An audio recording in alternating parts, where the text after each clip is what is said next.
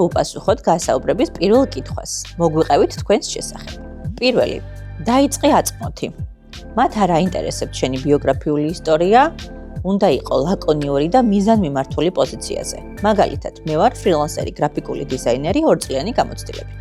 აუცილებელია წინამდებარე გამოცდილება კავშირში იყოს ამ როლთან. მაგალითად, მე მუშაობდი კრეატიულ სააგენტოში სხვადასხვა კამპანიებზე, სადაც ვიზუალურ კონტენტს ვქმნიდი. თუ ოფის მენეჯერი იყო, არ უნდა თქვას. მაგრამ თუ გრაფიკული დიზაინის პოზიციაზეა მისურდა თან სააგენტოშიც აქვს ნამუშევარი 5 წელიწადში, ნეგ უნდა თქვას, იმიტომ რომ კავშირშია. აჩვენე შედეგი. არავის არ აინტერესებს რა პოზიციაზე მუშაობ, ყველას უნდა იცოდეს რა შედეგი დაგიდია ამ ხნის განმავლობაში. მაგალითად, ჩემი გაკეთებული დიზაინით ერთ-ერთ მომხმარებელს 40%-ით გაუზარდა ინტერაქცია Instagram-ზე 3 თვის განმავლობაში. ეს უკვე აჩვენებს, რომ არა მარტო გრაფიკული დიზაინერი ხარ და შენ პროფესიაში გამოცდილი ხარ, არამედ რეალურ შედეგების მოტანა შეგიძლია. დაასრულე მომავლით, რას გულისხმობ? აჩვენე კომპანიას, რომ მზად ხარ მის განვითარებაში წვლილი შეიტანო, მაგალითად ესე.